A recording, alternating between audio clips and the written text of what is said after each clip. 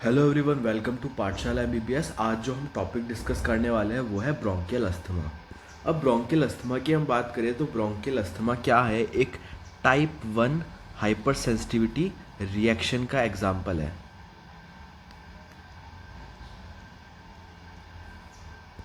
तो जो इसकी फिजियोलॉजी, पैथोफिजियोलॉजी या पैथोजेनेसिस जो है वो exactly type 1 hyper sensitivity reaction के सिमिलर होने वाली है। अगर ब्रोंकियल अस्थमा की हम बात करें तो बेसिकली इसके अंदर हमको क्रॉनिक इन्फ्लामेशन देखने को मिलता है एयरवेज का, यानी कि जिस ट्रैक से जो एयर है एंटर होती है, एग्जिट होती है, उस ट्रैक का हमको इन्फ्लामेशन देखने को मिलता है, जैसा कि हमें एम्फाइसीमा, ब्रोंकाइटिस इनमें देखने को मिला था। लेकिन यहाँ पे जो एडिशनल चीज़ हमको देखने को मिलती है वो मिलती है ब्रोंकोस्पाज्म। क्रॉनिक इन्फ्लामेशन के साथ हमें यहाँ पे इंक्रीज्ड म्यूकस प्रोडक्शन भी देखने को मिलता है। तो यहाँ हम तीन चीज़ें देखने को मिली। पहला मिला क्रॉनिक इन्फ्लामेशन, दूसरा ब्रोंकोस्पाज्म, और जो थर्ड है वो है इंक्रीज्ड म्यूकस प्रोडक्शन। अब जो ब्रोंकियल अस्थमा है वो एक कॉम्प्लेक्स डिजीज़ है जिसके बहुत सारे ट्रिगर हो सकते हैं और अलग अलग ट्रिगर के अलग अलग मैकेनिज्म ऑफ एक्शन भी हो सकते हैं। इसलिए हम क्या कहते हैं कि एक ऐसी डिजीज़ एक कॉम्प्लेक्स डिजीज़ है। इसकी इटियोलॉजी की हम बात करें तो बेसिकली यहाँ पे जो है 3 कॉजेज़ होते हैं ब्रोंकियल अस्थमा के। जो सबसे फर्स्ट कॉज है वो है जेनेटिक प्रीडिस्पोजिशन, यानी कि जिस फैमिली हिस्ट्री के, मतलब जिस पेशेंट की फैमिली हिस्ट्री में नंबर ऑफ ब्रोंकियल अस्थमा के पेशेंट ज़्यादा है वो बहुत ज़्यादा प्रोन हो जाते हैं ब्रोंकियल अस्थमा को अडेप्ट करने के, डेवलप करने के, क्योंकि इनके पास कुछ ऐसे जीन हैं, they have certain jeans being associated with an increase risk, यानी कि इनके पास ऐसे जीन हैं जो कि इनको बहुत ज़्यादा रिस्क बना देते हैं फॉर ब्रोंकियल अस्थमा। जो सेकंड कॉज है वो है इसका allergic response. Basically bronchial asthma क्या है? किसी भी एलर्जन है जो कि हमारी बॉडी के अंदर एंटर हुआ, उसके अगेंस्ट एग्जैजरेटेड इम्यून रिस्पॉन्स है। तो एलर्जेंस क्या होते हैं? एलर्जेंस बेसिकली एंटीजन्स होते हैं, फॉरेन एंटीजन्स, जो कि बाहर हमारे एनवायरमेंटल में नॉर्मली प्रेजेंट होते हैं और हार्मलेस होते हैं कम्प्लीटली। लेकिन जैसे ही वो हमारी बॉडी के अंदर एंटर करते हैं, जो हमारा इम्यून सिस्टम है उनको मिस रिकॉग्नाइज कर देता है एज हार्मफुल ऑर्गेनिज्म और उनके against exaggerated immune response start कर देता है, जिसके सिम्टम्स हमको देखने को मिलते हैं। और थर्ड जो इसका कॉज होता है वो होता है non allergic triggers.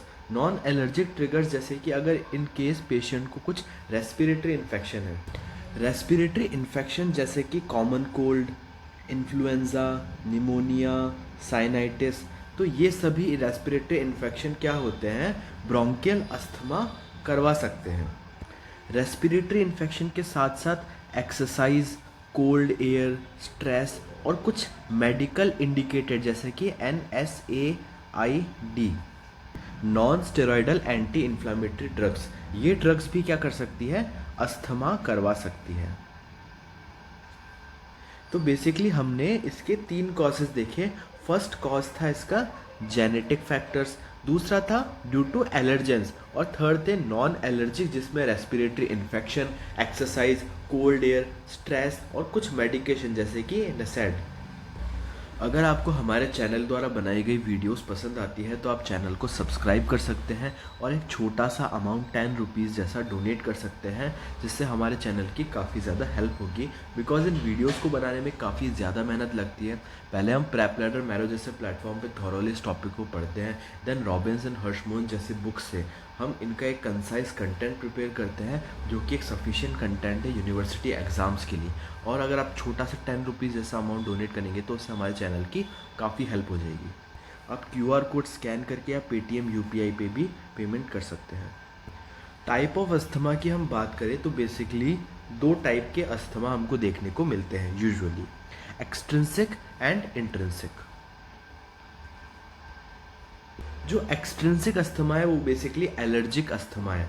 Allergic asthma में एक तो नॉर्मल एनवायरनमेंट पे प्रेजेंट एलर्जेंस हो सकते हैं या फिर कोई पर्टिकुलर ऑक्यूपेशन से रिलेटेड जैसे कि केमिकल्स, डस्ट और फ्यूम्स, ये क्या कर सकते हैं? ट्रिगर कर सकते हैं इम्यून रिस्पॉन्स हमारी बॉडी के अंदर और अस्थमा कॉज कर सकते हैं। इंट्रेंसिक के अंदर आ जाएंगे हमारे नॉन एलर्जिक अस्थमा, जैसे कि एक्सरसाइज करने से भी हमने देखा था कि ब्रोंकियल अस्थमा हो सकता है, कोल्ड एयर से भी ब्रोंकियल अस्थमा हो सकता है, स्ट्रेस से भी ब्रोंकियल अस्थमा हो सकता है। तो यहाँ पे हो गया non allergic asthma, exercise induced asthma हमने देख ही लिया। और एस्पिरिन इंड्यूस्ड अस्थमा, जैसा कि हमने पढ़ा था कि कुछ सर्टेन मेडिकेशंस ऐसी होती है जो कि अस्थमा करवा सकती है, उसके अंदर एस्पिरिन इंड्यूस्ड अस्थमा आ गया।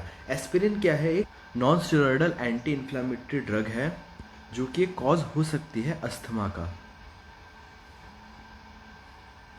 तो यहाँ पे हमारा टाइप्स ऑफ अस्थमा टॉपिक भी कंप्लीट हो गया है। तो अब तक हमने 3 टॉपिक देखे, introduction, etiology, types of asthma. अब हम इसका पैथोजेनेसिस वाला पार्ट कंप्लीट करते हैं। इसका जो पैथोजेनेसिस है वो बहुत ज़्यादा सिंपल है, क्योंकि हमने टाइप 1 हाइपर सेंसिटिविटी रिएक्शन देख रखी है। अगर नहीं देख रखी है तो अभी मैं वापस एक्सप्लेन कर देता हूँ। बेसिकली ब्रोंकियल अस्थमा के कॉजेज़ क्या थे? Allergic reaction. वो क्यों हो रहे थे? क्योंकि हम कुछ एलर्जन इनहेल कर रहे थे। वो एलर्जन या तो एनवायरमेंटल हो सकते हैं या फिर ऑक्यूपेशनल हो सकते हैं। तो एग्जाम्पल के लिए हम सोचते हैं कि हमने एलर्जन जैसे कि पोलन डस्ट, माइट्स, पैट डेंगर, इनको इनहेल कर दिया, ठीक है। अब ये क्या करेंगे? हमारी बॉडी के अंदर इम्यून रिस्पॉन्स को जनरेट कर देंगे। अब इस इम्यून रिस्पॉन्स में हमको क्रॉनिक इन्फ्लामेशन देखने को मिलेगा। कंप्लीट पाथवे का, एयरवे का हमको क्रॉनिक इन्फ्लामेशन देखने को मिलेगा, जो कि मीडिएट होता है साइटोकाइन से। साइटोकाइन क्या है? एक मैसेंजर है जो कि इन्फ्लामेशन को इनिशिएट करवाते हैं। तो अब तक हमने 2 स्टेप कंप्लीट कर चुके हैं। पहला कि हम एलर्जन की कांटेक्ट में आए, दूसरा एलर्जन के कांटेक्ट में आने की वजह से हमारे जो एयरवे था उसका इन्फ्लामेशन हो गया। अब हमने ब्लड वाले चैप्टर के अंदर ये पढ़ा था कि एलर्जी से रिलेटेड हमारी कौन सी एंटीबॉडी होती है? IgE एंटीबॉडी होती है। तो यहाँ पे क्या होता है कि जो एलर्जन जैसे हमारे इनहेल करते हैं वैसे ही वो किसके कांटेक्ट में आते हैं? हेल्पर टी सेल के कांटेक्ट में आते हैं, जो कि क्या इनिशिएट करा देते हैं? Production of IgE antibodies. अब ये IgE एंटीबॉडीज़ क्या करेगी? मास्ट सेल के ऊपर एक्ट करेगी। मास्ट सेल इन एंटीबॉडीज़ के कांटेक्ट में आने पर रिलीज करेगा सर्टेन केमिकल मीडिएटर्स, जैसे कि हिस्टामीन, ल्यूकोट्रीन, प्रोस्टाग्लैंडिन्स। और ये क्या इनिशिएट करा देगी? स्मूथ मसल का कॉन्ट्रैक्शन, वेसोडाइलेशन और साथ में इंक्रीज म्यूकस प्रोडक्शन। अब बेसिकली ये तीनों कैसे कैसे करते हैं? तो देखो, अब हम इसको एक फ्लो चार्ट की मदद से समझते हैं। हुआ क्या कि जैसे ही एलर्जन हमारी बॉडी के अंदर एंटर होता है, फर्स्ट चीज़ तो वो क्या करा देता है? क्रॉनिक एयरवेज का इन्फ्लामेशन। सेकेंड चीज़ वो क्या कराता है? IgE एंटीबॉडीज़ का प्रोडक्शन इंक्रीज़ करवा देता है। अब जो IgE एंटीबॉडीज़ का इंक्रीज प्रोडक्शन हुआ वो क्या करेंगे? मास्ट सेल को स्टिमुलेट करेंगे। मास्ट सेल एक ऐसे सेल होते हैं जो कि सर्टेन केमिकल मीडिएटर्स को रिलीज़ करते हैं, जैसे कि हिस्टामीन, प्रोस्टाग्लैंडिन्स एंड ल्यूकोट्राइन। और इनकी वजह से हमको क्या देखने को मिलेगा? हिस्टामीन क्या कराएगा? वेसोडाइलेशन कराएगा। प्रोस्टाग्लैंडिन्स क्या कराएगा? स्मूथ मसल का कॉन्ट्रैक्शन कराएगा। और ल्यूकोट्राइन क्या कराएगा? म्यूकस का प्रोडक्शन बढ़ाएगा। तो हमको 3 केमिकल्स के 3 रिजल्ट यहाँ पे देखने को मिले। तो ये थी पैथोजेनेसिस हमारे ब्रोंकियल अस्थमा की। अब लास्ट पॉइंट क्या है? Bronchial hyper responsiveness. अब देखो, जैसे ही एलर्जन हमारे बॉडी के अंदर एंटर होता है तो ये सारी चीज़ें होती है। वैसोडाइलेशन होता है, स्मूथ मसल कॉन्ट्रैक्शन होता है और साथ में म्यूकस प्रोडक्शन भी होता है। तो इसकी वजह से क्या होता है? अब देखो, वैसोडाइलेशन होगा तो ब्लड ज़्यादा एंटर करेगा, है ना। स्मूथ मसल कॉन्ट्रैक्शन होगा तो जो हमारा ल्यूमन है वो कम होगा। म्यूकस प्रोडक्शन होगा, उससे भी क्या होगा? ल्यूमन कम होगा। तो ओवरऑल हमको स्मूथ मसल कॉन्ट्रैक्शन और म्यूकस प्रोडक्शन, इनकी वजह से क्या देखने को मिलेगा? ब्रोंको कॉन्स्ट्रिक्शन देखने को मिलेगा। ब्रोंको कॉन्स्ट्रिक्शन यानी कि जो ब्रोंकस एयरवेज जहाँ से एंटर होता है उसका कॉन्स्ट्रिक्शन देखने को मिलेगा। तो फिलहाल इस वीडियो में इतना ही। अगर आपको वीडियो पसंद आया तो आप हमारे चैनल को सब्सक्राइब कर सकते हैं।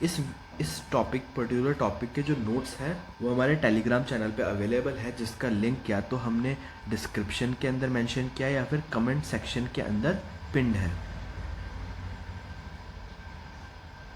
Thank you.